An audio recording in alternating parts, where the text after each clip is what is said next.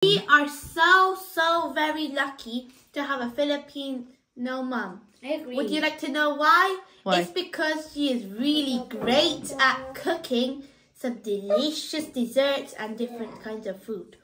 Hello everyone! So welcome to our channel at kami ang Greek Filipino family na nandito sa United Kingdom.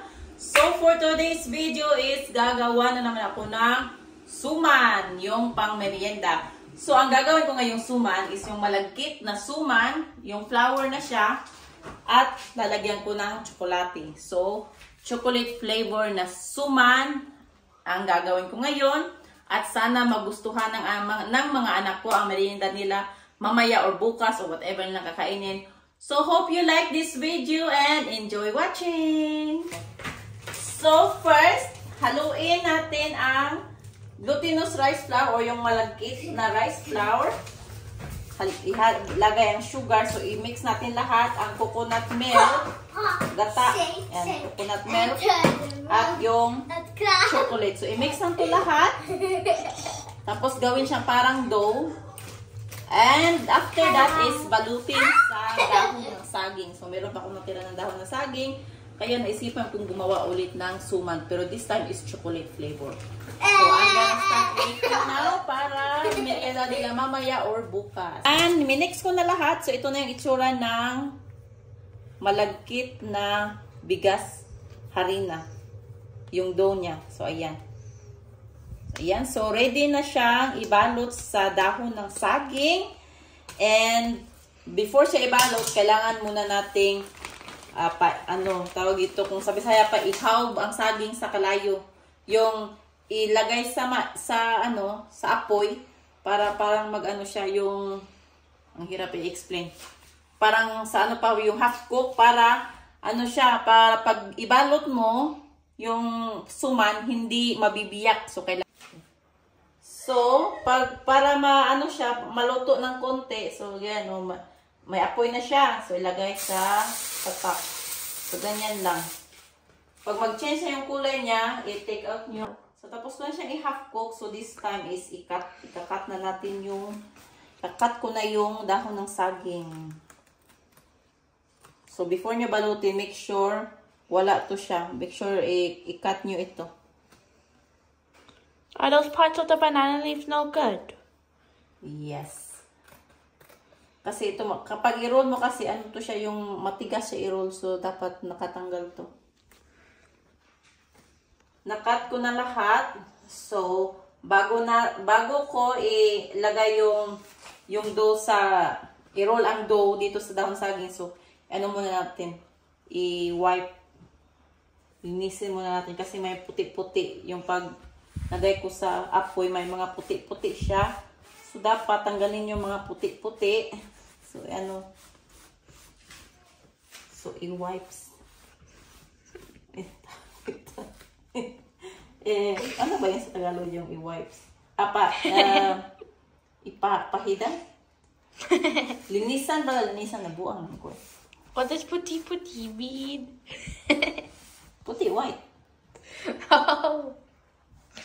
Okay. Hindi matatanggal. Pero okay lang din. Sa labas naman to. So make sure ito ang malinis. Yung sa front ang malinis. Kasi dito ko ilalagay ang dough. So ready na ang lahat ng dahon ng saging. So make sure malinis ang kamay nyo kapag gumagawa kayo nito. So ayan. Wow. So lagay dito sa gitna. Why are you laughing? Because Cassie. Sobrang laki pala ito. Isn't that too thin? Yes, very thin. We should make it thicker so it's more yummy. You have more to eat. Wow. So, ayan. So, Ayan. Lagay sa gitna. Wow. And you roll. I'm so excited to try. It's very yummy. So, ganyan. Okay, jam. The next.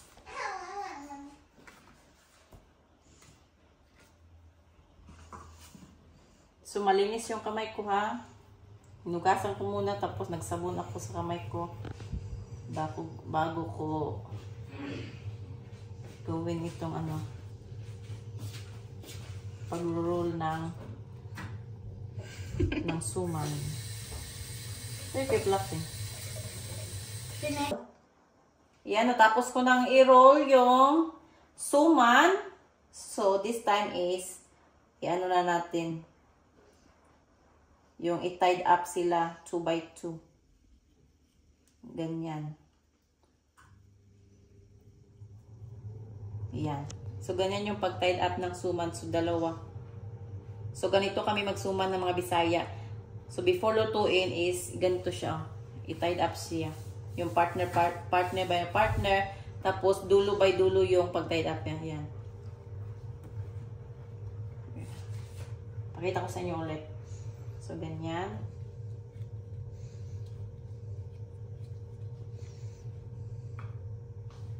At ang gamitin sa pagtali ng, ang gagamitin sa pagtali dito is yung dahon din ng saging yun. Yung natirang dahon ng saging. So, i-ano nyo siya, ikat siya ng maliliit, na ganito kaliit, tapos yun yung pangtali niya. So, ganyan. So, ganyan yung pagtali.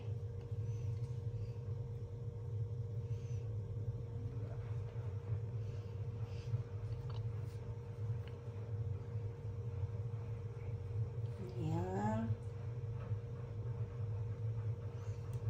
Ayan. So, partner by partner.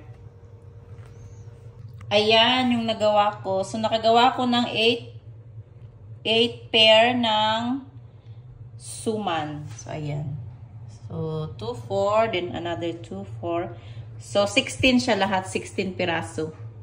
So, i-steam ko na to ng 45 minutes sa aking steamer. At, after nyan is ready na kainin ang suman chocolate. Chocolate suman. Nilagay ko na sa steamer. So, lagay natin yung timer. 45 minutes. Yan. So, after 45 minutes is kusya yan siyang hihinto. And, excited na ang mga anak ko na kumain ulit ng suman. But this time is chocolate flavor. So, ayan. Na-overcook yata, oh. So, ito. Luto na yung chocolate suman. Pero parang na-overcook. Ayan, overcook kasi nag-crack yung ano niya, yung dahon ng saging. Ayan, pero okay lang, at least naluto. Okay, can you try the suman? Mom, I don't want to. It's chocolate suman. Please, I'll go for it. I think she isn't hungry. Wow. Try. Wow. Hey, 1 by 1, buong mo ta. 1 by 1. Kasi. Ayan, na-overcook. Dapat pala 30 minutes lang. It's overcooked. 45 minutes kasi yung nilagay kong timer. You overcooked it. Yeah, I think so. Get your plate. Alright, there's 2 inside it. Yeah. Wow. Does it look overcooked? You sure? Because I don't want anything but Filipino food. Let's try. Let's try. Si Jackie busog pa. Ayaw niyang kumain.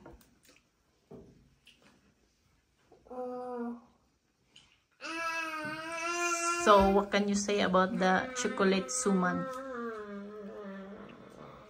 It's better than the plain one. It's better than a plain one. Because it has more flavour. Is it? I like chocolate. Oh. Okay. I want a plain one. Okay, I'm gonna make some. Tomorrow we need to go to Little Camel to buy some more banana leaves. Okay? You ran out of banana leaves. I just like this. Wow. Like this. And Mommy, I want to buy Oishi and... Okay. Are you gonna buy Oishi tomorrow? I want Oishi to be Zoe, but I don't have a Zoe costume. Slushy tomorrow. Okay. Let's try it. Slushy. I'm gonna get a slushy, Jackie. Can you say about it?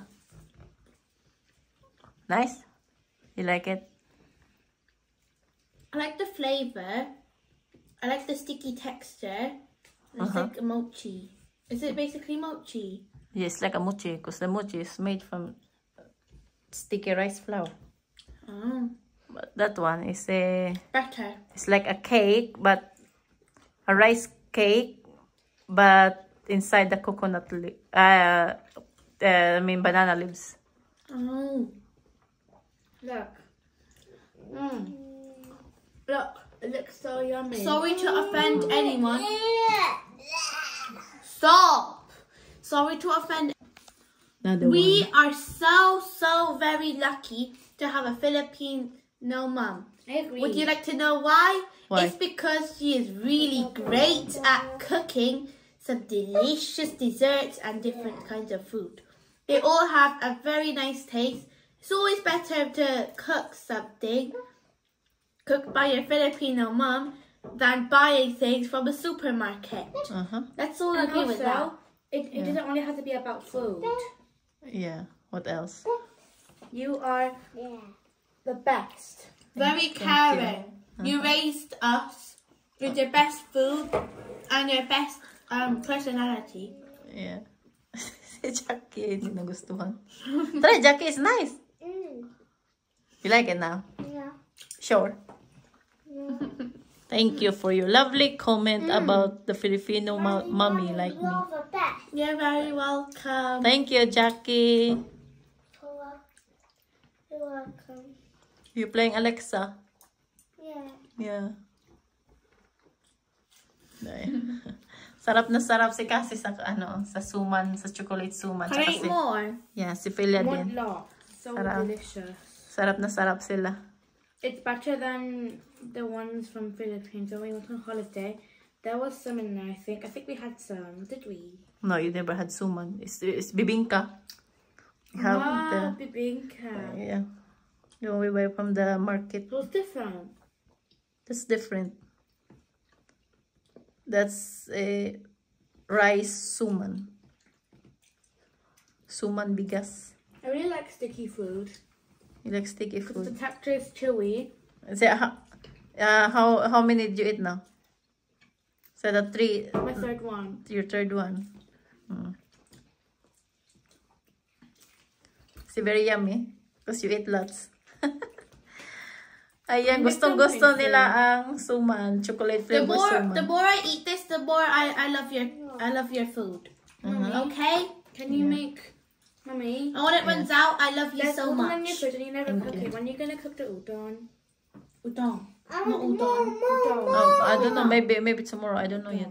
Mommy, I want some more. Oh, that's udon. Jackie, kasi give her more. She likes it now. Ayan, gusto na ni Jackie kanina. Ayaw niya. Tapos nung natikman niya, gusto na niya.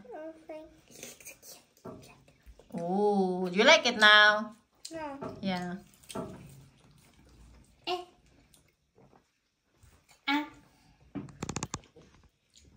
Yan yung itsura ng... It's a big bump. Yung chocolate suman. Chocolate bigas suman. Mommy, Jackie, what's your chick video? It's okay.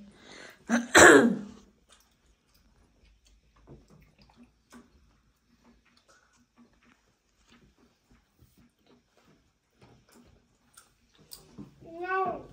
Yum yum? Naubusan niya yung isa. Nakadalawa na si Jackie. Kanina ayaw niya. Tapos ngayon nagustuhan niya. Nakadalawa na siya. More! One more. Oh, sa 8 pair ng suman niya, 3 na lang natira.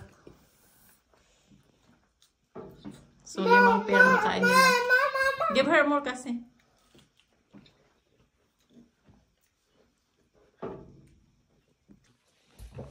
So, try ko nga.